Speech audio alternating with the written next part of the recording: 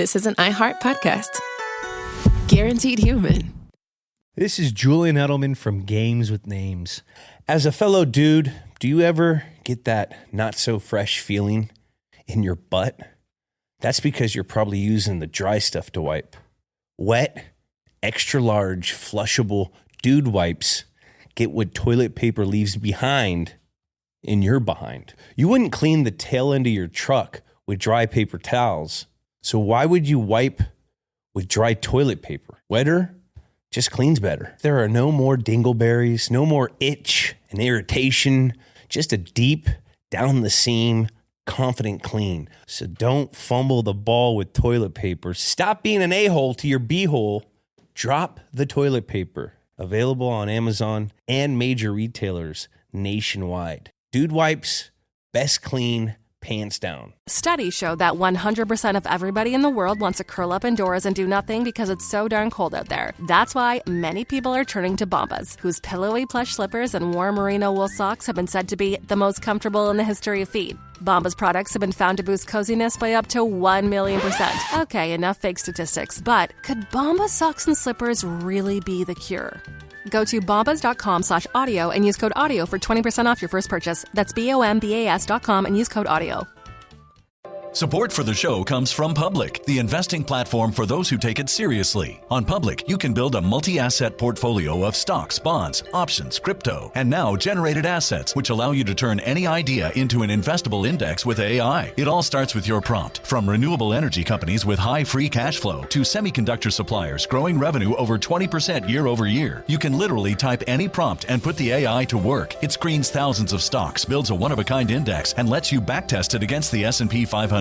Then you can invest in a few clicks. Generated assets are like ETFs with infinite possibilities, completely customizable and based on your thesis, not someone else's. Go to public.com/podcast and earn an uncapped 1% bonus when you transfer your portfolio. That's public.com/podcast. Paid for by Public Investing. Brokerage services by Open to the Public Investing Inc. Member FINRA and SIPC. Advisory services by Public Advisors LLC, SEC registered advisor. Generated assets is an interactive analysis tool. Output is for informational purposes only and is not an investment recommendation or advice. Complete disclosures available at public.com/disclosures. This is Bethany Frankel from Just Be with Bethany Frankel. Most dog food is marketing, not nutrition. That is why Biggie and Smalls eat just food for dogs, real 100% human-grade food with ingredients I actually recognize. And yes, I do see the difference. Better digestion, healthier skin, more energy, dogs that feel better, my babies. If you've been on the fence about switching, stop overthinking it. What's more important than your furry babies and their health? Go to justfoodfordogs.com right now and get 50% off your first box. No code needed. Just try it. Hey, everybody. I am Robert Evans, and this is, again, Behind the Bastards, the show where we tell you everything you don't know about the worst people in all of history. Today we are talking about Saddam Hussein, dictator, genocideer, and romance novelist. With me today is Jamie Loftus. Hello. Writer. Yes. Podcaster. Yes. Other art maker of things. Yeah. Yeah. I'm a comedian. And a comedian. Yeah. Are you ready to get your Saddam on? I am fully ready. All right. Well, Saddam Hussein Abd al-Majd al-Takriti was born on April 28th, 1937. And we know that much for sure. Everything else about Saddam's early life is kind of up in the air. Reading about his backstory is a little like asking the Joker to explain like where his scars came from. You get different stories depending on who you talk to. Right. There's the Jared Leto version of Saddam Hussein, and then there's the Heath Ledger interpretation. Everyone brings something different to the table. Yeah, and I went full Ledger on this one. You went, oh, wow. Yeah, okay, yeah. Inspiring. Okay, well, yeah, it is a little bit. So, early on, Saddam is kind of an underdog from the start. His dad disappears like 6 months before he's born. He was probably murdered by bandits, but we don't really know. Okay. Saddam's older brother died while he was still in the womb. One common myth states that his mom tried to kill herself and abort her baby after these deaths. She leapt in front of a bus and was reportedly saved by a local Jewish family. And after they stopped her from committing abortion/suicide, she is alleged to have screamed, "I'm carrying Satan in my belly. This fetus has already killed his father and his brother and wants to be the only man in the family." Okay. Yeah. Really quick. This, I feel like, where people bring up the baby Hitler paradox all the time of like, if you could go back in time and kill a baby, if you could save 6 million people, would you? Mm-hmm. I feel like this anecdote effectively answers that question. Because she tried. Yeah, his own mom was like, you know what? Something is awry.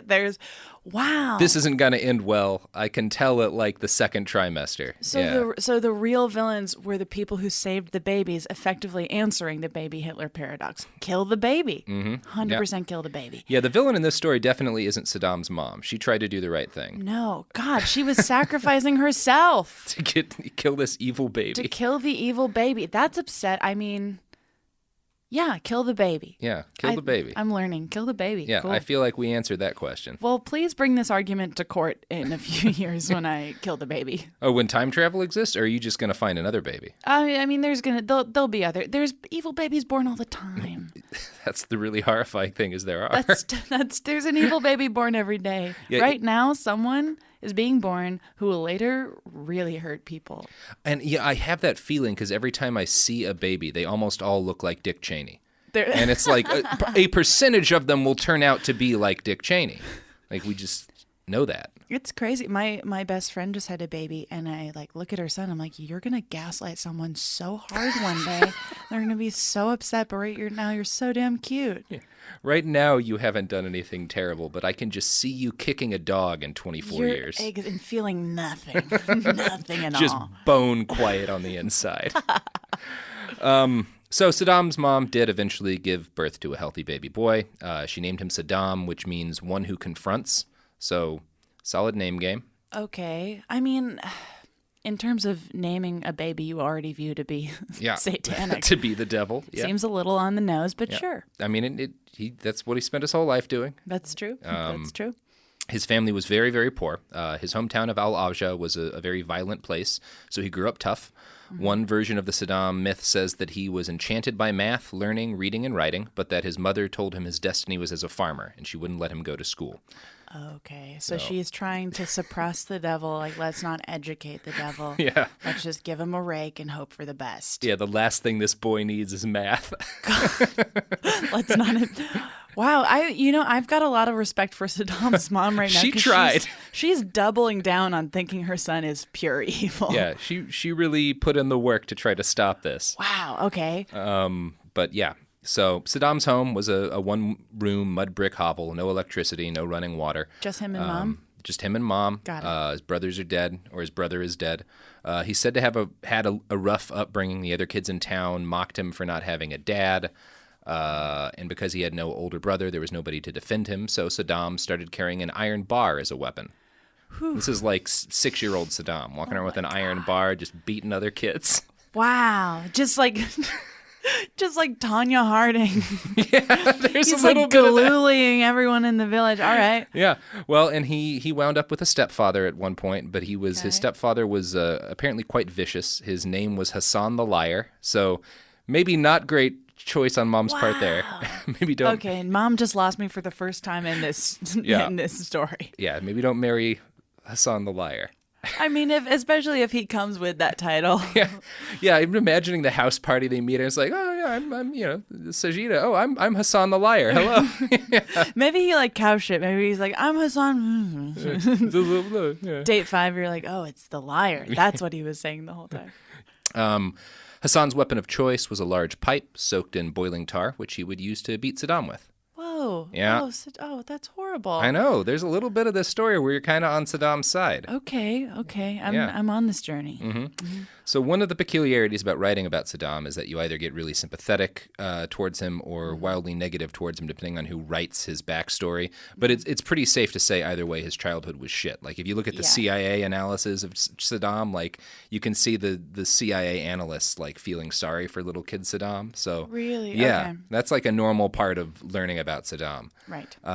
So one night when he was around 10, he was said to have snuck out of bed and gathered up his few possessions into a hobo bundle and made it to the town across the desert or whatever to find some other members of his family. Across the desert? Well, a little bit of a desert, not a lot of desert. He wanted to go to school, and his mom wouldn't let him, so he sneaks out and he finds some relatives and he says, I want to go to the city where my uncle lives. Can you guys help me get there? And they say yes, and they give him cab fare and a gun. He's 10. He's 10, and Yeah. he just this. Now I'm like, this kid just wants to learn math, and he needs, and he's given all these weapons.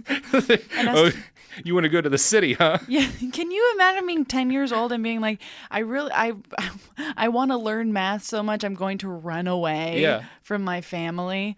God, I would have just been a farmer. Well, and their answer being, "Oh, you want to learn math? Well, here's a gun and some money. Like, Right. deal with it. The price of math, maybe your life." Yeah, you may have to kill somebody to get to math. So no one goes with him. He goes by himself. Yeah, he goes by himself. God. He finds someone to drive him and has a gun in case someone attacks him on the road. Okay. But he gets to Tikrit, which is the big city comparatively, and his uncle takes him in, and Saddam starts to attend school. That does not go very well, though, because he was Saddam Hussein, and he gets expelled. And when he's expelled, he goes to his uncle, and his uncle gives him a gun and says... But he already has a gun. Yeah, well, he gives him another gun. So far, he has an iron bar and 2 guns, and he's not even 11 years old. Yeah, he's not even 11 years old, and when he gets expelled, his uncle gives him a gun and says, "Go make the principal take you back into the school." Whoa. And Saddam does. He pulls a gun on the... At like age 11. Hold the phone. This is... So he's like a 5th or 6th grader. Yeah. And he has to go... He's like, I want to learn math, God damn And it. reading. Yeah. I want to read. And Jesus. Okay. Jeez. You got to give him credit. He is dedicated to that education. He has had more of a life than both of us at age 11. Yeah. Gee, okay, so he's put back into school after threatening violence on the principal. Because he threatened the principal with violence. Because he threatens the principal. Okay. Yeah, so he gets to go back into school. His uncle became his childhood role model. His uncle's name was Kairala. And Kairala had, before this point, spent 6 years in prison for fighting against the British occupation of Iraq. He was kind of a Nazi sympathizer. And by kind of, I mean he was 100% a Nazi sympathizer. Yeah. So can we, like, okay, this is actually a question. When we say Nazi sympathizer, are we just saying Nazi? Well, it's a little more complicated because, like, a lot of why he liked the Nazis is because the Nazis were fighting the British and the British were in control of his country. So it's not, but he was also super anti-Semitic. So he's a Nazi. So he's a Nazi. He's like a Nazi sympathizer and also a is Nazi. anti-Semitic. Okay. Well, yeah, and the reason that Saddam idolized his uncle is because his uncle was an author. And his uncle's written work that was most famous was a pamphlet called "Those Whom God Should Not Have Created: Persians, Jews, and Flies." Okay. Yeah. I was about to compliment his use of whom, but I take it back. I mean, he got the whom right. He did a good use of whom and a bad use of everyone else's time. Everything else is terrible. Oh, jeez. That pamphlet would go on to have a big impact on young Saddam because his foreign policy as dictator of Iraq was based around opposing the Persians, Iran, and Israel. I'm not aware of any anti-fly policies, but I assume they made it in there somehow too. So I'm like not on Saddam's side again because it's like imagine using one. I'm like if I use my uncle's like weird creepy fan fiction account as a way to like direct a country, we would all be, like X-Files B characters frantically having sex with each other. So you can't just take your uncle's literature and take it to heart too much. Although big ups on your uncle. I mean, mine it's more like Frasier fanfic, which is uncomfortable. Oh, that's a fancy uncle. Yeah. I would prefer that to X-Files. I'm like, we're getting into genre stuff, I mean, but Mulder and that like swamp monster thing, that's a hot mix. I'll give you his email. Yeah, I'm really into that. So Saddam moves to Baghdad with his uncle to attend secondary school, which is what non-Americans call high school. So now he's a teen. Now he's Saddam? a teen. Teen Saddam. Teen heartthrob Saddam. I'm going to show you this picture of young Saddam. Oh, I saw that picture when I came in, and I was like, God, I hate that he's hot. Yeah, he's not a bad-looking guy. It says Saddam Yo at the top. That was the working title of this podcast. Love it. So Saddam moves to Baghdad with his uncle. He graduates high school. He spends 3 years in law school before he drops out to join the radical Ba'ath political party. Okay. The Baathists, in short, are a pan-Arab party. They think that all the different Arab states should be one big country. This is after the Ottomans have fallen, so that's kind of what they want. Okay. They're sort of socialist, but they're also anti-communist, so the CIA really likes them at this point. Okay. So in 1958, there's a big military coup that overthrows the king of Iraq, and a new asshole named Qasem winds up in charge of the country. The CIA didn't like Qasem because he was kind of pro-Soviet Union, and since the Ba'ath Party also hated Qasem, the CIA was like, these guys are clearly our friends. They become sympathizers. Yeah. Okay, got it.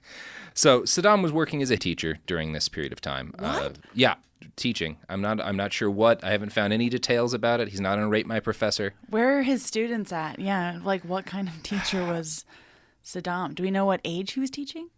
I mean, I'm going to guess like teenagers, but I really have no idea. Ooh, we should not let teens around Saddam. We shouldn't. Is it better if he's teaching like kindergarten? Definitely funnier if he's teaching kindergarten. Saddam helping little kids put blocks in the right hole. I think that is a good way to neutralize a threat, is to just put them around little cutie pies and tell them what the color blue is. Yeah, well, and a lot of these monsters are really good with kids. Hitler probably would have been an all right kindergarten teacher. Oh, jeez. Yeah. So he's teaching probably teenagers. Yeah, he's teaching probably teenagers, but I don't know exactly because I'm a hack. Yeah. Hot teacher Saddam. Yeah, hot teacher Saddam. And hot teacher Saddam and his friends wind up getting the attention of the CIA. And the CIA is like, you guys want to assassinate the president? And Saddam and his friends are like, yeah, we want to assassinate the president. And so the CIA gives them all weapons and helps them plan a daring murder. It is crazy how many people are just down to give Saddam Hussein guns. That's his whole childhood. It's just people giving him guns. What is it about him? And then everyone's just like, we've got to arm this man. Like, this is a trustworthy man. You know what this guy's problem is? Not enough guns. I like everything, but what I really could use is more violence. Yeah. What if we just strap a gun to him? Yeah. Boy. Okay, so now the CIA is giving Saddam a gun. Saddam and his friends, yeah. And so they get set up to go assassinate President Qasem. And Saddam's job in this assassination is to provide cover for everybody while they run up to the president's car with machine guns and gun him down.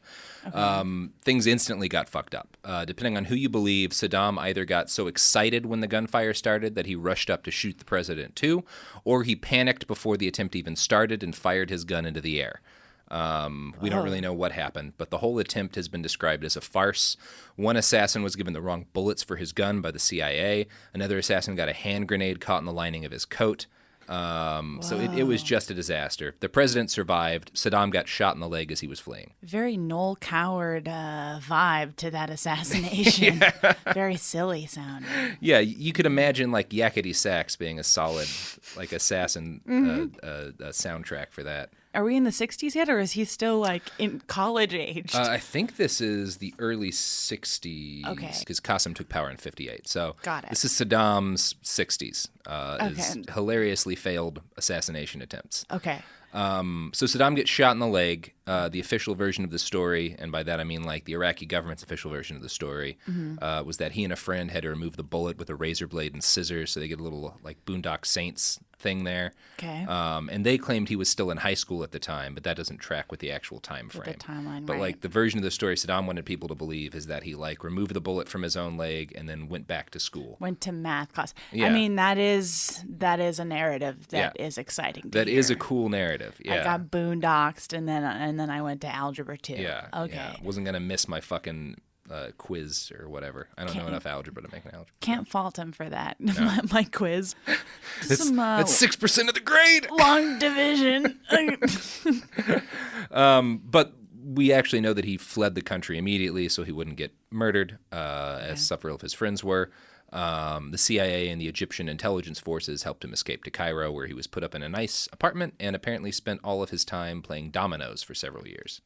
So wait, for several years? Yeah, he's there for a few years, just playing dominoes. Playing dominoes. That is a sinister game to be playing for many years. You know that scene in V for Vendetta? It's like my least favorite scene of all time, where like V has set up a room full of dominoes for this one, and it's like, it took you only live here This must have taken 16 hours, and you're just like, hey, Natalie Portman, check this shit out. And then he knocks down the whole thing. You're just like, what are you doing? Anyways, it's such a crazy person move. It's so, like, could there be a bigger red flag other than refusing to show your face? That movie's infuriating. Yeah, Anyways. I'm sure the reality is he was like playing dominoes with other people at cafes, but I like to imagine him for just 3 straight years alone in his apartment, just building dominoes and Right. We don't, I guess, yeah, dominoes. I forget dominoes is also a game, and not just, I imagine him in like a ballroom just assembling dominoes in different patterns and trying to get people to be like, hey, you know, it'd be really cool. So 1963 rolls around. Qasem gets assassinated, and Saddam is able to return to Iraq. But assassinated by like a different crew. Yeah, somebody else, not Saddam. I'm sure the CIA was still involved. Right. Saddam goes back to Iraq, but it turned out the new government wasn't a big fan of him and his fellow Baathists either. So he gets arrested in 1964 and sent to prison. Thankfully, Iraqi prisons in the 60s kind of acted on the honor system. So after 2 years of imprisonment, Saddam convinced his guards to let he and some friends go to a restaurant on their way to court. While he was in the bathroom, he walked out of the back door. I mean, that's fully on the jail. That's all them. Fully on them. That is a wild policy. I also thought you were going to say, fortunately, prisons in Iraq had dominoes, so he was fine. I assume he's dominoing all throughout this period. Basically unchanged. Yeah. So he gets out. Yeah, he gets out. He rises through the ranks of the Ba'ath Party, and in July 17th, 1968, he helps to launch a coup that finally puts his party in power. Here's a quote from a book I found about how that morning went down. He began by bringing out all of the weapons and uniforms he had hidden in the house. His wife Sajida helped in the preparations, as did their son Uday, who ran around the room picking up hand grenades from the floor, bringing them one by one to his father as if they were toys. Oh, scary. When did he get a son? Oh, yeah, I mean, he's got a wife and kids by this. Yeah, that kind of happens after he's out of prison and such. Oh, okay. Yeah. So he's like, I'm really going to pull it together now. I'm going to join an extremist party. I'm going to have a wife and a kid. He's getting shit done. God. And so his kid's touching grenades. Good. I mean, there's grenades all over Iraq. They love those things. Right. Yeah, that quote is from a Saddam sympathetic biography by Nita Renfrew. You can find it online if you want. It's very much questioned, but I am choosing to believe that particular depiction because it warms my heart. Right. I mean, a moment for fatherhood. Yeah, that's some quality dadding. So the coup goes off without a hitch. Saddam becomes the vice president. He's number 2 to a guy named Hassan al-Bakr. While vice president, Saddam finishes his law degree and enrolls in the University of Baghdad, but he attends classes in disguise. Whoa, that is a bad movie. Yeah. That's a bad secret vice president. Student Mike Pence. Yeah. He's just sitting in a biology class getting angrier and angrier. He can't say anything. Mike Pence putting on a wig and going to someone's chem class. They're just explaining how, like, the age of the universe, and he's just, like, red-faced, sweating and furious, veins bulging on his neck. Okay, so did they say anything about what the disguise was? Because if not, I'm going very silly. Bigger mustache. Gigantic glasses. No, I found no details on how he was disguised, but he apparently had a lifelong habit of going around in disguise. In disguise? Okay, I'm imagining the disguise kit from The Master of Disguise, one of my favorite movies. He's just dressed up like a gigantic cherry pie in a college class learning chemistry. That is so bizarre. Someone could have come to his house. Yeah. Yep. All right. Well, we have some ads to break to. So we're going to sing a little song for Sweet Lady Capitalism. And then when we are back, we're going to talk about Saddam Hussein's love of reading, his rise to absolute power, and, of course, his career as a romance novelist. Right. All that and more after some ads.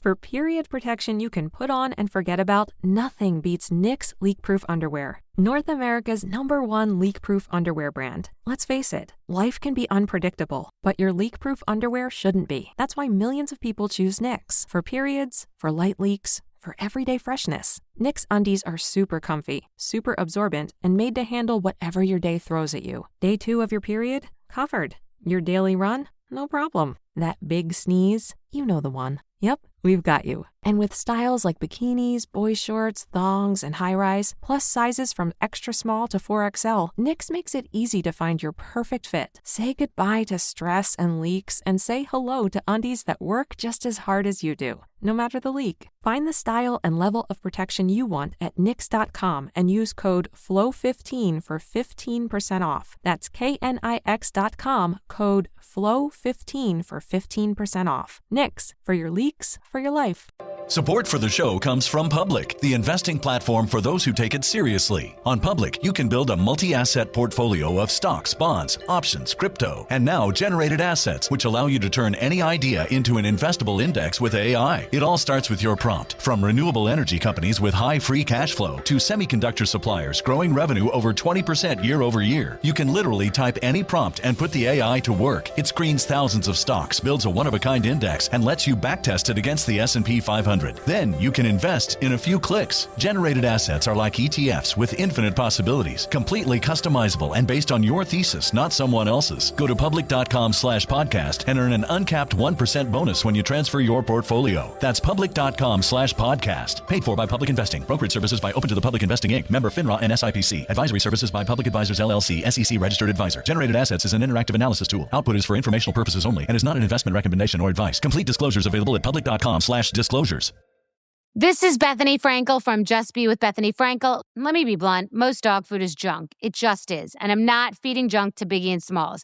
That is why they eat Just Food for Dogs. It's real, 100% human-grade food with ingredients I actually recognize, not mystery pellets pretending to be healthy. And once I switched, the difference was obvious. Better digestion, better skin, more energy, dogs who actually feel good instead of just surviving dinner. Here's the thing. You care about quality. You make an intentional choice to be healthy. So why are you gambling with your dog's health? So let's think about our furry babies. Go to justfoodfordogs.com right now and get 50% off your first box. No code, just try it.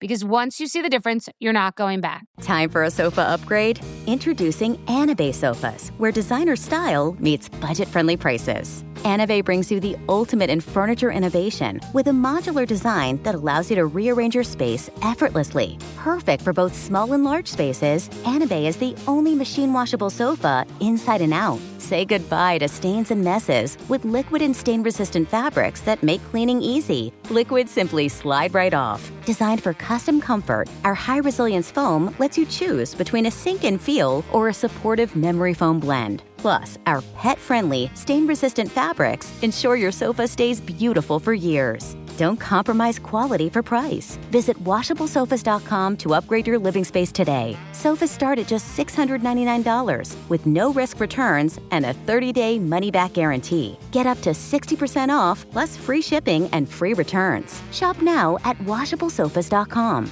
Offers are subject to change and certain restrictions may apply.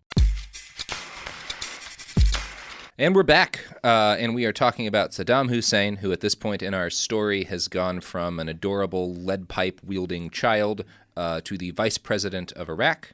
Yep. Saddam was vice president for 11 years, although for most of that time he was the power behind the scenes, and he was actually in charge of the country. Got it. And one of the first things he decided to do as vice president was to spread his love of reading to everyone in Iraq with what was essentially the most brutal scholastic book fair in history. He required every city and village in Iraq to host reading programs. Okay. Attendance was mandatory. Skipping was punished by 3 years in prison. Oh Every my God. man, woman, and child in the country was forced to learn how to read. And it worked. Iraq went from majority illiterate to the vast majority of people there being literate. UNESCO gave Saddam an award. See, that is an unusual move, right? For like an evil ruler to want people to be literate. Like usually you're like, everyone needs to be as dumb and obedient as possible. That's God. Saddam was like, you're going to read, and if you don't learn how to read, you're going to go to fucking prison for 3 years. You're gonna go to jail. Yeah. Was it? I imagine it was like specific things you had to read. I mean, I think like there's a lot of reading of religious texts and whatnot. Like during the height of his regime, a lot of fiction was banned, but at this point, they weren't banning a lot of books. Like, you know what? Just pick up a Junie B. Jones, pick up an Animorphs, and just go to town. That's a lot of Animorphs in Like, 1960s Iraq. If you don't read a new Animorphs chapter book this week, you're going to jail, my friend. You're not. Yeah, they're big fans of the Animorphs. I mean, Saddam was a big reader. He's a huge Hemingway fan, which, of course. Oh, jeez. What a cuck. Yeah. Well, really loved Old Man in the Sea. Man, I wonder if he ever picked up any David Foster Wallace. Jesus Christ. Oh, don't get Saddam started on David Foster Wallace. He won't shut up. He will not shut up about it. He stands for Franzen, and it's insufferable. Okay. So we're almost at the end of our positive Saddam stuff, but I do need to mention that he was a surprisingly progressive leader when it came to women's rights. Okay. We're talking about the Middle East in the 70s here, so don't expect like a lot. They were allowed to live? Well, they were allowed to work and be in the military. Okay. And it said that he preferred women's advice and insight because he thought they were more honest than men. So that tracks. This concludes the good part of Saddam Hussein being in charge of Iraq. Okay. He becomes the full president in 1979. Mm-hmm. He went from, during the time when he was VP, he'd go around and disguise a lot and kind of undercover boss the country. Seems unnecessary. It seems like something you could delegate to a second party. It's like a thing, though, in Arab folklore. There's stories going back 1,000 years of like rulers hiding amongst the people to learn about like their lives and stuff. So it's kind of a thing you do for the PR.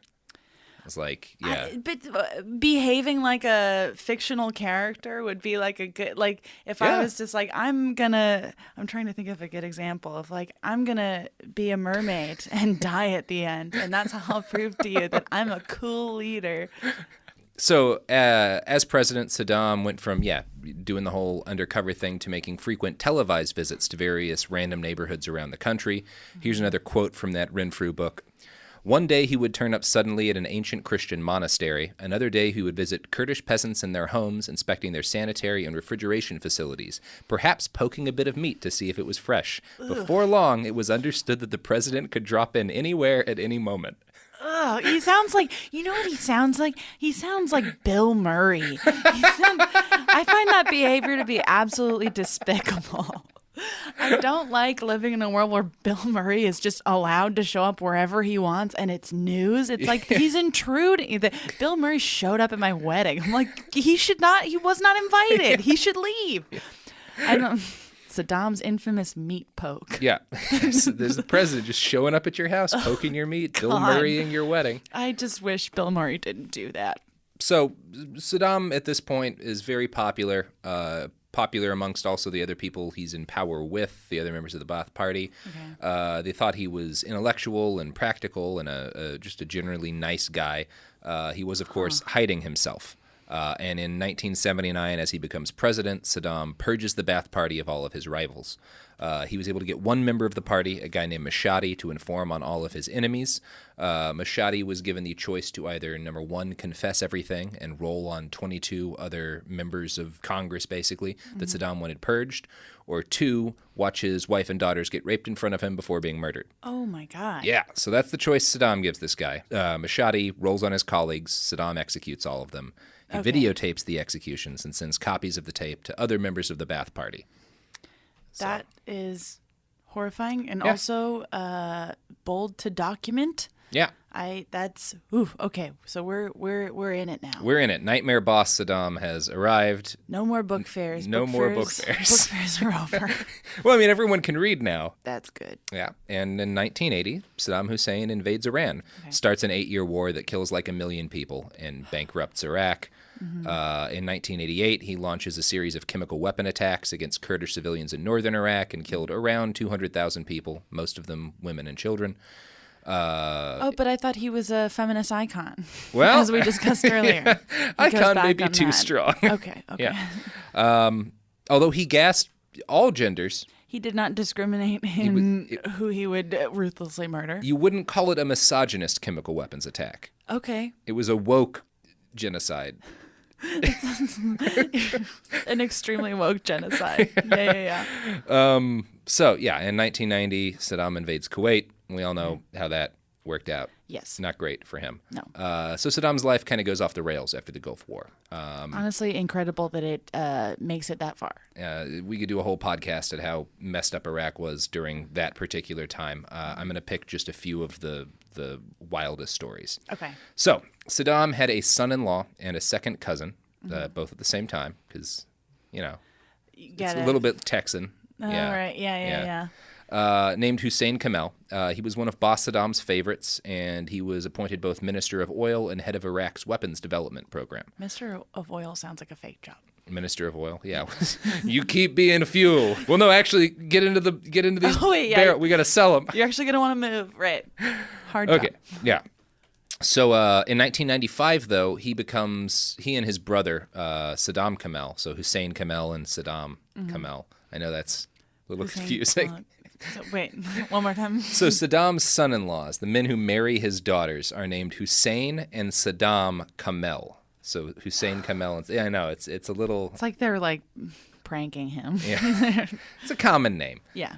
So they're married to Saddam's daughters, but they wind up falling afoul of Saddam's son Uday, who's still, I don't think he's the heir apparent anymore, but he's very powerful. So they think he's going to kill them, and they flee to Jordan, along with Saddam's daughters and a bunch of their friends. Okay. Jordan grants them asylum. Hussein Kamel promises to give the CIA a bunch of inside info on Iraq's WMD program, but he didn't actually have much to give because Iraq wasn't making WMDs anymore. Right. As we all learned a few years later. Way later, yeah. So he starts to become less and less useful for Jordan and the CIA. And for some reason, nobody can really explain. He decides to go back to Iraq along with his brother. Okay. This is after he's gone on CNN to accuse Saddam of surrounding himself with idiots. So they do that. They talk to the CIA, and then they head back home. Okay. Everyone's like, you're going to get murdered the instant you set foot in Iraq, but they still do it. They're like, what if we didn't? And Saddam's like, it'll be fine. It'll be fine. Is this their like Thelma and Louise moment? Because that's as close as I can get to unpacking that one. There is a little bit of a Thelma and Louise moment coming in a bit. Ooh, okay. First off, so that we don't get too, I don't want anyone feeling too sorry for Saddam Kamel and Hussein Kamel. Saddam Kamel, one of the things he was famous for doing a couple years before this point was he got angry at a guy and he made him drink gasoline, and then he shot him with incendiary rounds so he would catch on fire. Oh my God. So nobody in this story is a good guy. Okay, so he's like a Tarantino. Yeah. Yeah. This is the kind of shit that Saddam, like if you were close to the Hussein family, when he was in charge, you could do stuff like that.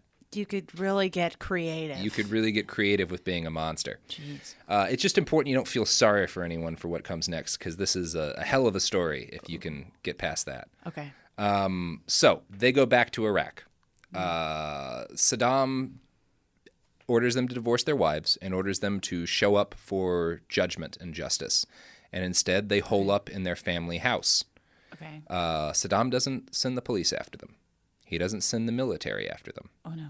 He sends the boy's uncle and his enforcer, whose nickname was Chemical Ali because he carried out the genocidal chemical weapons attacks. Sounds like a SoundCloud rapper, but sure. Yeah, along with a 40-man tribal hit squad. And before the hit squad arrives, Chemical Ali sends the brothers a Honda van filled with weapons and ammunition so that they can fight. What follows is a 13-hour firefight that kills at least 2 members of the tribal hit squad. It ends with a rocket barrage that kills one of the brothers, and Hussein Kamel staggers out of the smoky rubble of the house with just like in the wake of this rocket attack, screams out his name to the sky, and then is cut down in a hail of gunfire. Why? Because that's how they did shit.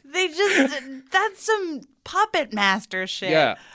He was like, we could just do this, or I could take him to prison, or 13-hour gun battle. 13-hour gun battle, which is more fun to hear about later. Yeah, and it's pretty badass. And it ends biblically. It too. does, yeah. Shouting your name to the sky and then being shit. Yeah. I feel like that's almost like giving them a better way to die than just sending someone to, cut their throat and leave. Like they're like, you're going to go down in a very dramatic way. Well, Saddam, apparently these two guys Saddam was really cared about, like actually did care about. So this is nice Saddam, how a nice Saddam executes you. is he lets you die fighting. You get to die like it's sort of like Mission Impossible-y. Like there's a lot of high drama. Maybe there's music playing. We don't know. We weren't there. I hope there was music playing. I hope that someone just threw on like a Hans Zimmer score in the background and just kept rewinding the cassette and playing it again. Just keep going 13 hours. Just keep like, well, what year does this come out in? What soundtrack are they listening to? This is like 95. So 95. yeah. Let's say there's a Zimmer. I'll figure it out. Yeah, there's something in there. Yeah. So on the less murder and explosion-y sort of thing, Saddam had a friendship with Jordan's king, Hussein. During one of the king's visits, the two went fishing, and King Hussein thought it was suspicious that Saddam and only Saddam caught a bunch of fish. After a couple of fishing trips, he developed the theory that Saddam had ordered a diver to put fish on the end of his fishing line. Was it? And only his fishing line. Was it true? Well, there's no way to know for sure, but one trip there was maybe a fuck up with the diver, and a fish wound up on King Hussein's line. Okay. And he pulled it up, and immediately after that, a fish winds up on Saddam's line. But King Hussein's fish looks bigger, and so Saddam has both of the fish go off with one of his runners to get weighed, and the guy comes back and is like, no, Saddam's was a quarter-pound bigger. Oh my, what a stressful friendship. Jesus Christ. So that's the kind of man Saddam Hussein was to his buddies. I wonder if he's like insecure in any way. Yeah. If anytime you catch a fish, it's like basically he's just like, well, whose dick is bigger? And then just like have them go and weigh the fish. I don't know. I mean, that sounds like kind of a fun way to torture a frenemy. Yeah. You know? Yeah. Yeah. Only I may catch fish. Mm-hmm. Mm-hmm. So as the years after the Gulf War drew on, Saddam gets more and more paranoid. He's constantly afraid of being poisoned, and so he has all of his food, which is mostly fresh lobster and fresh fish, flown in daily and inspected by nuclear scientists before being fed to him. I think by the nuclear scientists? By the nuclear scientists. Well, I don't know if they're feeding it to him, but they're inspecting his food. Jesus Christ, okay. Well, because they're not working on nukes anymore. You got to do something with your scientists. Right. Yeah. I mean, if your WMD is not popping, yeah. That's, keeping people employed. Make sure this lobster's fresh. He passed a lot of time reading books about Joseph Stalin, who was his hero, and very chill way to spend your time. Mm-hmm. And watching movies. Some of his favorites were The Godfather, Enemy of the State, and The Day of the Jackal. Seems a little on the nose. Yeah. Let's throw in some. What if it was like he loved Enemy of the State, The Godfather, and like All About Eve. 10 Things I Hate About You. He just couldn't stop watching that movie. He had a soft side to him. Yeah, no, he's not a subtle man. No. In his 60s, his doctors advised him to start getting 2 hours a day of walking exercise. Since he was Saddam, he did this in the craziest way possible. I'm going to quote from an Atlantic article called Tales of the Tyrant here. Okay. He used to take these walks in public, swooping down with his entourage into neighborhoods in Baghdad, his bodyguards clearing sidewalks and streets as the tyrant passed. Anyone who approached him unsolicited was beaten nearly to death. But now it is too dangerous to walk in public. The limp must not be seen. So Saddam makes no more unscripted public appearances. He limps freely behind the high walls and patrolled fences of his vast estates. Often he walks with a gun, hunting deer or rabbit in his private preserves. He is an excellent shot. Jeez, okay. He's just extra. He's just extra as hell on every single level. Every way. That does sound a little bit similar to like when they were trying to hide the fact that like Roosevelt was like paralyzed. Of like, we're just going to go way out of our way to make sure that people don't know the ruler has a limp. Like, but also by calling attention, like he could have just rented a place. Yeah. No, I think going on limping walks with a gun and murdering random animals is the better way to get exercise. He needs, listen, he can't go somewhere without a gun. He was basically born with a gun in his hand. He was basically born with a gun in his hand. So one of the things you get when you study Saddam and you read his writings is it seems like he kind of started to sour on being in charge of Iraq during the late 1990s. Okay. He started taking more naps and playing hooky in government meetings. His former vice president said it sometimes took 3 days to get in touch with him. So what was Saddam doing with all of his time now? What was he doing? He'd become a novelist. I was hoping that was the answer. Reading is a theme that kind of runs through Saddam's entire career. And while the standard like Arab hero thing is to be a poet, like that's the thing that they really emphasize. Like Russians, it's you're a novelist. If you're an Arab hero, you're a poet. Saddam instead chose to write trashy romance novels. Wow. Yep. And we're going to get into those trashy romance novels and exactly what happened with Saddam's career as an author after the break. But first, we have more ads for things that you can buy or things that can buy you. I don't know how ads work. Ooh. Here we go. For period protection you can put on and forget about, nothing beats Knix leak-proof underwear. North America's #1 leak-proof underwear brand. Let's face it, life can be unpredictable, but your leak-proof underwear shouldn't be. That's why millions of people choose Knix. For periods, for light leaks, for everyday freshness. Knix undies are super comfy, super absorbent, and made to handle whatever your day throws at you. Day 2 of your period? Covered. Your daily run? No problem. That big sneeze? You know the one. Yep, we've got you. And with styles like bikinis, boy shorts, thongs, and high-rise, plus sizes from extra small to 4XL, Knix makes it easy to find your perfect fit. Say goodbye to stress and leaks and say hello to undies that work just as hard as you do, no matter the leak. Find the style and level of protection you want at Knix.com and use code FLOW15 for 15% off. That's KNIX.com, code FLOW15 for 15% off. Knix, for your leaks, for your life. Support for the show comes from Public, the investing platform for those who take it seriously. On Public, you can build a multi-asset portfolio of stocks, bonds, options, crypto, and now generated assets, which allow you to turn any idea into an investable index with AI. It all starts with your prompt. From renewable energy companies with high free cash flow to semiconductor suppliers growing revenue over 20% year over year, you can literally type any prompt and put the AI to work. It screens thousands of stocks, builds a one-of-a-kind index, and lets you backtest it against the S&P 500. Then you can invest in a few clicks. Generated assets are like ETFs with infinite possibilities, completely customizable and based on your thesis, not someone else's. Go to public.com/podcast and earn an uncapped 1% bonus when you transfer your portfolio. That's public.com/podcast. Paid for by Public Investing. Brokerage services by Open to the Public Investing Inc. Member FINRA and SIPC. Advisory services by Public Advisors LLC, SEC registered advisor. Generated assets is an interactive analysis tool. Output is for informational purposes only and is not an investment recommendation or advice. Complete disclosures available at public.com/disclosures. This is Bethany Frankel from Just Be with Bethany Frankel. Let me be blunt. Most dog food is junk. It just is. And I'm not feeding junk to Biggie and Smalls. That is why they eat Just Food for Dogs. It's real, 100% human-grade food with ingredients I actually recognize, not mystery pellets pretending to be healthy. And once I switched, the difference was obvious. Better digestion, better skin, more energy, dogs who actually feel good instead of just surviving dinner. Here's the thing. You care about quality. You make an intentional choice to be healthy. So why are you gambling with your dog's health? So let's think about our furry babies. Go to justfoodfordogs.com right now and get 50% off your first box. No code, just try it. Because once you see the difference, you're not going back. Life gets messy. Spills, stains, pet accidents, and kid chaos.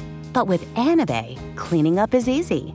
Our sofas are fully machine washable, inside and out, so you never have to stress about messes again.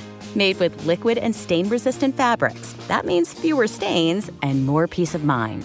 Designed for real life, our sofas feature changeable fabric covers, allowing you to refresh your style anytime.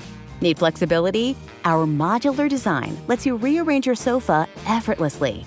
Perfect for cozy apartments or spacious homes. Plus, they're earth-friendly and built to last. That's why over 200,000 happy customers have made the switch. Upgrade your space today. Sofas start at just $699. Visit washablesofas.com now and bring home a sofa made for life. That's washablesofas.com. Offers are subject to change and certain restrictions may apply. We are back, and we are talking about Saddam Hussein, dictator, murderer, pipe wielder, and romance novelist. Just further proof that there really is nothing more dangerous in this world than a failed artist. Yeah. There's limitless examples of a failed artist doing something truly hellacious to the world.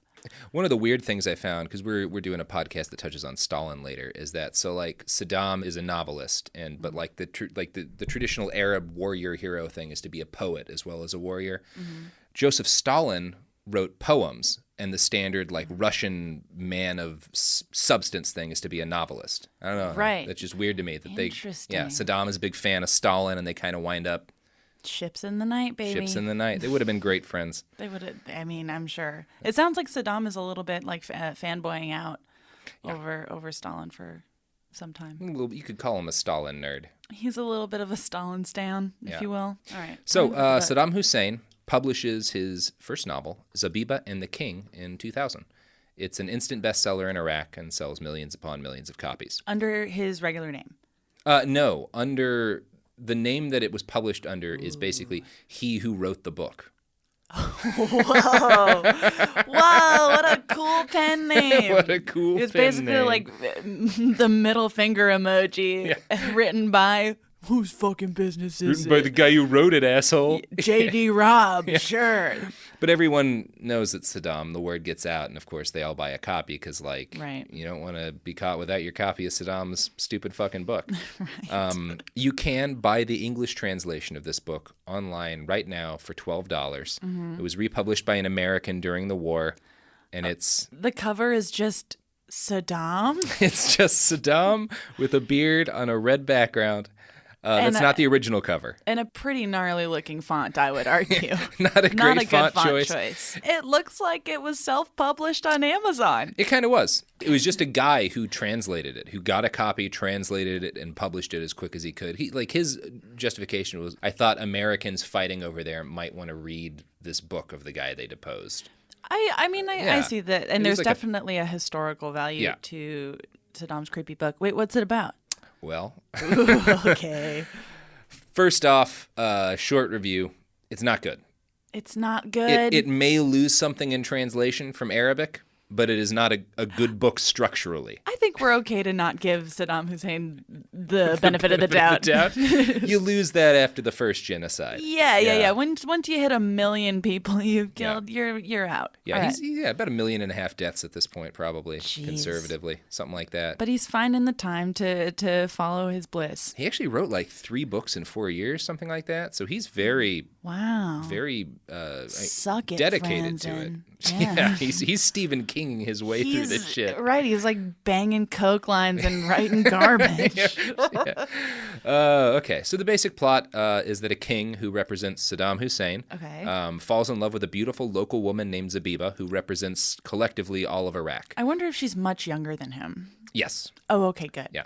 Unfortunately, Zabiba has a husband, the United States, who became betrothed to her during an arranged marriage, and she spends a lot of the book being forced to have sex with him. No. Yeah, it's sad. So we've got Saddam as the protagonist. We've got a much younger, hotter female avatar. I'm assuming she doesn't have a personality. And we've got a rape fantasy. She does have a personality. She's the smartest one in the book, and she spends the whole book lecturing everybody. Feminist icon Saddam Hussein. It's kind of weird, but like she is not the character you'd guess from that plot synopsis, where she's just like a hollow, like she is just instantly in love with him for no good reason. But she like spends the whole time lecturing him about politics, and he's portrayed as kind of a dumb guy. Interesting. It is weird. It's not the book you'd expect. Okay. And it has a really strange structure. So it's framed as a story being told to a group of young children by an old grandmotherly woman. Like a Princess Bride kind of setup? Yeah, it's exactly that. It's a Princess Bride kind of setup, and it sort of works at the start. But the whole book has periodic rants by Saddam Hussein put into these characters' mouths. So a lot of Saddam's rants wind up in the mouth of an old lady talking to children. So at one point, this old woman spends a whole page lecturing small children about how sexy mouths are. I'm going to quote from the book here. And if the meaning of the mouth is that great, should not a man be jealous about the mouth of the one he loves? Her laughter, every movement of her lips? Clearly, one understands why then our mothers and grandmothers cover their mouths in front of strangers. Ew. So that is a quote from an old lady talking to children. Oh, God. I feel like maybe he forgot that was happening sometimes in the book. He did, because he forgets for like 100 pages to bring it back to her, and then he brings it back to her. He's like, oh, hopefully everyone will forget about that whole time when she was telling kids how hot people's mouths are. Just wait. So on page 127, Okay. Saddam writes, and again puts this into the mouth of an old lady talking to kids, even an animal respects a man's desire if it wants to copulate with him. Doesn't a female bear try to please a herdsman when she drags him into the mountains, as it happens in the north of Iraq? How would you know that? Where is this info coming from? He's just throwing shade on the Kurds by saying they have sex with bears. And putting that in the mouth of an old woman talking to kids. Yeah. Oh, Christ. Okay. How long is this book? It's like 300 pages. That's too long. I'm pretty sure I read all of it. I fell asleep 4 or 5 times because there's just pages of rants. Like, it's not a good book. I pulled the highlights out here. Okay. So yeah, we've gotten through the bear sex, the weird mouth rant. So the main purpose of the book is to allow Saddam to throw shade at his enemies, kind of like Michael Crichton in that regard. Yes. Yeah. Ooh, hot Crichton ref. Yeah. Rest in paradise, Crichton. Some of it's what you'd expect. He attacks the U.S. and Israel a bunch, Sure. He's Saddam Hussein. Sure. But weirdly enough, he spends most of the book raging against businessmen, the concept of a hereditary monarchy, and apparently all of the people who worked for him. That's a wild platter of topics. So at one point, like, Zabiba is visiting the castle, and the king, she has an altercation with some guy, and the king apologizes, and she's like, "Isn't it true that those who surround the king are exceedingly more cruel than the king himself?" Mm-hmm. It's kind of like Saddam being like, "I didn't kill all those. I just bad people working with me." He's like, "Yikes, trust no bitch. Lesson learned." Yeah. Right. There's also a lot of points in the book that make it clear he's kind of tired of being a dictator. Mm-hmm. Did not the soul of the one who had surrounded himself with a multitude of useless things become burdened by the intricate maze of his palaces, their furniture and thick walls? Had not his soul died as a result, having completely lost its aesthetic sense? Whoa. Yeah. That's a little emo lyric. Yeah, there's a little bit of like Saddam feeling sorry, sitting in his palace feeling sorry for himself. Like, oh, this is so lame. I'm the prisoner. When you think about it, everyone should feel bad for me. Yeah. Do you think Saddam ever pulled out bright eyes and was like, you know what? I always imagine him as more of the Cure guy. Okay, I agree. Actually, I agree. So it's a surprising book. Yeah. When I went through the synopses other people had put up, it sounded like a straightforward propaganda diatribe against America and pro-Saddam, but it wound up being way more complicated than that, and not good, because again, this is an awful book. Right. But it's complicated. So at one point, Zabiba asks Saddam, "Does a common woman like me need freedom?" And Saddam's like, "Yes, I want my people to be free. It's good for people to be free." It's like you say one thing, but you do the other. But you do the other. And so Zabiba tells him it would be a good idea to have like a people's council where he lets elected leaders from the populace help the king reform the country and maybe even run the country someday. And Saddam, as the king, is like, "That's a great idea." So like there's weird stuff in here. That's a misdirect. Yeah. The whole book carries a very strong anti-royalty line. Okay. It's made repeatedly clear that the hereditary rule of a country is really dumb. Mm-hmm. The book is also filled with, casual anti-Semitism, chauvinism, and weirdness. But there are some oddly woke passages, like this one when Zabiba comes after the king for his privileged life. Mm-hmm. Have you ever known famine? Have you ever had to borrow money to buy a piece of bread for your family or paid rent for your house so that you would know the afflictions of the needy? And have you ever tried to convince a woman, like a common man, that you are worthy to sleep with her, that your relationship would grow stronger if you did so? In your case, does the woman who is supposed to sleep with you even have the right to decline? Whoa. He wrote a passage on consent? Yeah. Saddam Hussein's a fucking consent head. That's okay. Saddam he's a surprising guy. He's literally addicted to consent. Okay. Yeah, he's having people murdered at the same time he's writing about consent. He's having women raped, but he's also consent rules. Okay. Yeah. I feel like to me that passage is very much like I was raised poor with a single mom. Yeah. That is what that passage screams. And I think there's some of that in there because he was pro the king getting overthrown, and he just hates people who grew up rich because he had a rough upbringing. I mean, same, but there's ways to manage those feelings. Yeah, you don't have to kill a million people. Yeah. There's other ways. Have a feeling that they were not all extremely wealthy people. Have you tried alcohol and painkillers? Yeah. It works great for America. Love self-medicating. Yeah. It neutralizes you as a person. It neutralizes your potential. Yeah. I would if I could have just gone to Saddam in 1970 and then been like, these are Vicodin. Like, you're going to really like this. Hot tip, self-medicate and never learn math. And you will be a neutral force in the world. That's how to avoid being Saddam. Yeah, yeah. I'm not going to complain the book is a bastion of progressive thought. Okay. And just so I'm being totally fair here, here's another paragraph that Saddam wrote about women that's significantly less woke. Truly, a woman, if she decides to do so, will get a man by any means, and if she chooses to destroy a woman or wages a war with her in the process for the one she loves, she will not hesitate to go as far as murder. Wow, woman-on-woman violence. Yeah, there's a lot of that in here, too. We should be lifting each other up, Saddam. Grow up. There's a subplot where the king's first wife hates Zabiba and yada, yada, yada. It's a bad book. So it's not at all the book I'd expected, though. Zabiba winds up getting raped by her husband, America, when she tries to leave him. Her husband, America. Her husband stands in for America. I thought that was his literal name. No. Geez, It's a little more subtle lazy. than that. He doesn't have a name. You're going to be like Joey. His name's Joey. We don't find out the king's name until like a third of the way through the book. It's not like, what's the Annihilation, where they're not using people's names as a stylistic choice. It's just a bad book. We'll get around to it. I'll name some of the characters. Also, the king's name is Arab. Oh, okay. This is bad writing. Bad writing. He's not good. Okay.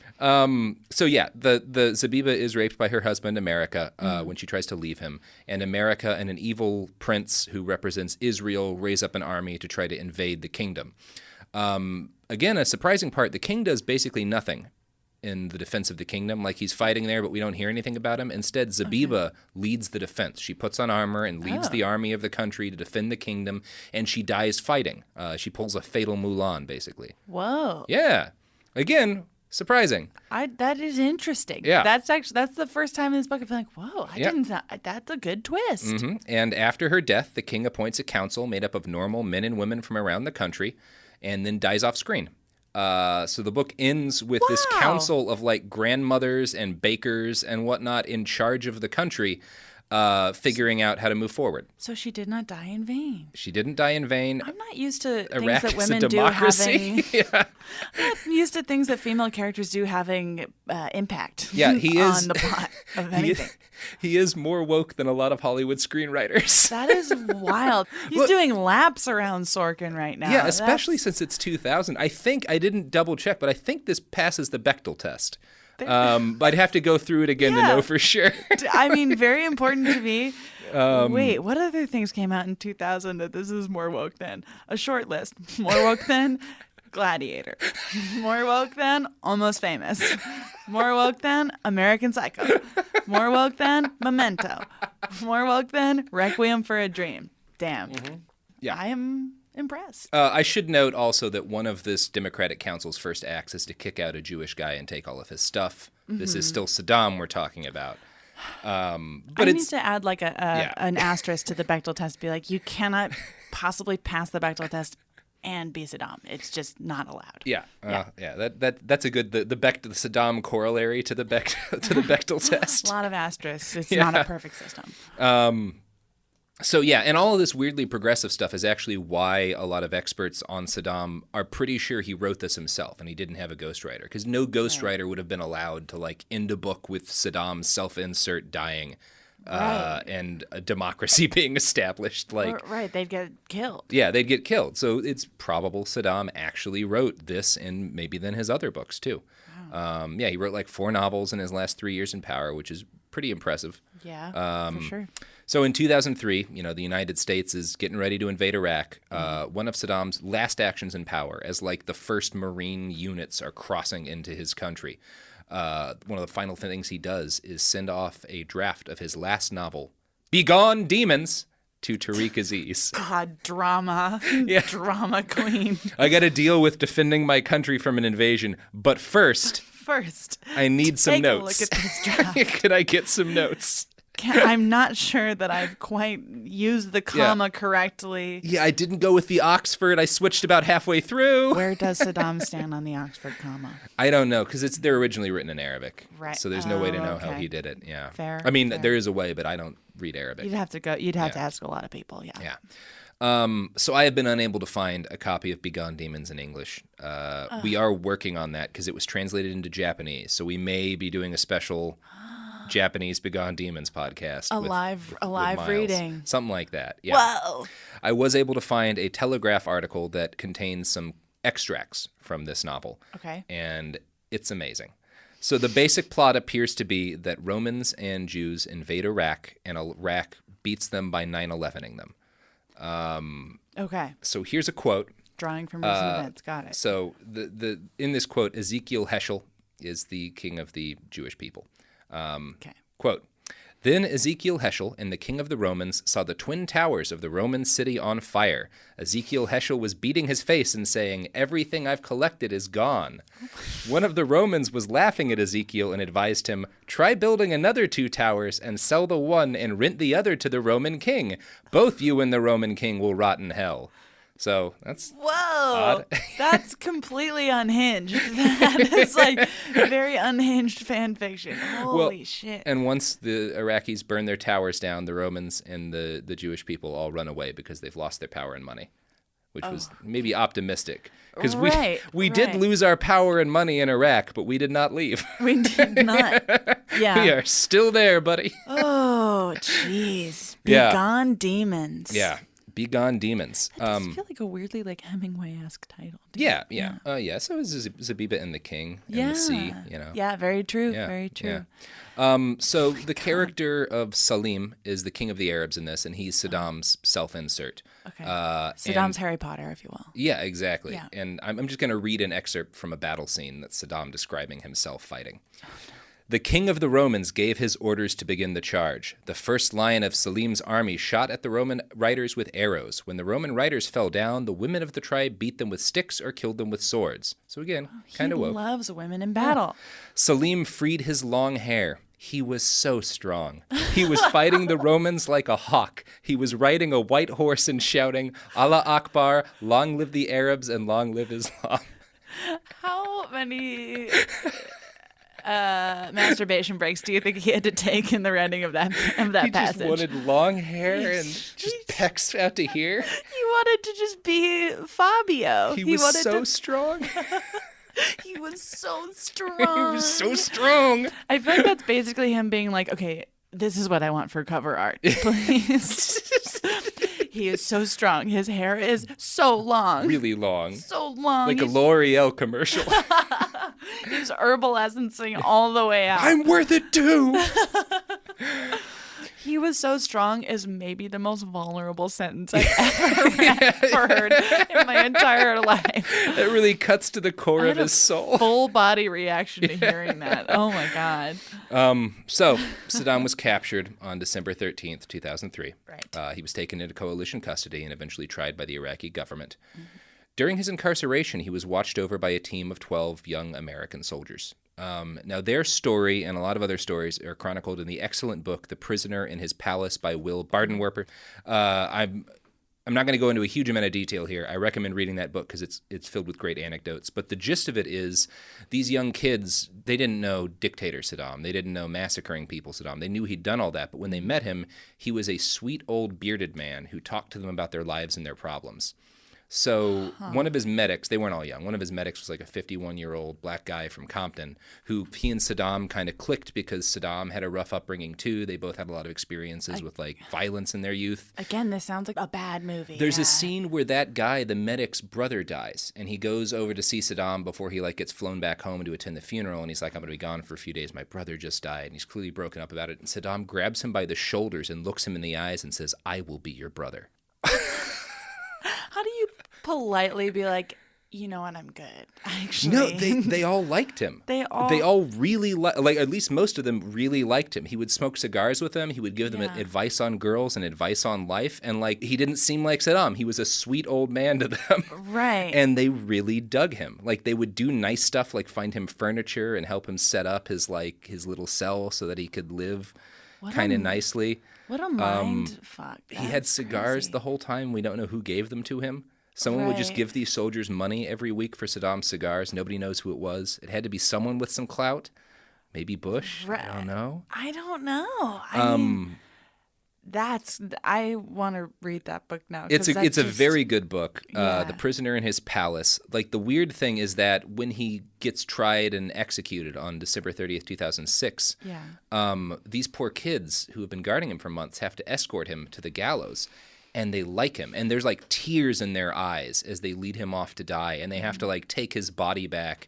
And years later, a bunch of them have PTSD because of what they did with Saddam. I guess you couldn't have predicted they would have loved Saddam. But you should rotate them. Like, don't have the same guys with him the whole time and then make them see him die. That's messed up. Oh, that's so... And now, I mean, there's like so many levels to that guilt of like, I killed my friend, but also my friend killed 1 million people, so it makes sense. And like... They're all like, he was a like, none of them don't believe he was a monster, but they were also like... And part of it is like... Anyone who becomes a dictator, you're good at being charming. Like, you're good at making people like you. And like, in a way, you could say that was his last fucked up thing, was like making all these young American kids be his buddy before he gets hung in front of them. His final gaslight. Yeah, his final gaslight. The final Saddam gaslight. I just want to do one more shitty thing before I die. He's like, let me just fuck 12 more people up. The last 12 people I have access to. I just haven't given quite enough people PTSD. Wow. So that's the story incredible. Of Saddam Hussein. And all 12 people, like, copped to liking him later on? Not all of them, but most of them. So probably all of them? Yeah. They were all pretty, like, nobody was like, oh, he was just a monster the whole time. Like, everyone was like, he was a very nice, polite old man. I mean, they have rules like that at nursing homes so that, like, people aren't too traumatized when their patients die. Yeah. Military probably should have called that one ahead of time. Major oversight. But I guess in theory, you're like, oh, a dictator might charm you, but once you're that deep in casualties, you kind of expect them to drop the act. Yeah. You wouldn't, but seems like most of them would. This sounds like an outlier. Yeah, Saddam's an outlier in a lot of ways. Wow. Yeah, Saddam Hussein. I feel weird. Yeah. I feel weird. That's the Saddam effect. Yeah. Kind of like you both need a shower and a jog. Yeah. I need one of Saddam's weird murder jogs. Murder limps. I just got to go on a walk and shoot some animals. Yeah. Wow. All right. Well, Jamie, you want to plug your pluggables? Please, I will. You can listen to my podcast, The Bechdel Cast. It comes out every Thursday. And you can follow me on... You used to be able to follow me on Twitter. Now you can't. Now you can follow me on Instagram at Jamie Christ Superstar. And that's where I can be found. Fantastic. Yeah. Join us next week when we will be talking about someone else terrible. I am Robert Evans. You can find Behind the Bastards on social media at BastardsPod. You can find us on the internet at www.behindthebastards.com, where we'll have pictures and videos and all sorts of other content about these terrible people and their weird lives. So, catch me every Tuesday. I'm Robert Evans. You can find me on Twitter at IWriteOK, 2 letters. And I'll be doing this every week. So be sure to check in and learn something fascinating about someone awful. Bye.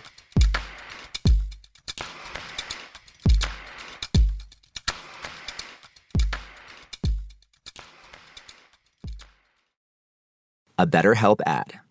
We get it. February is full of flowers, candy, and, of course, lots of talk about relationships.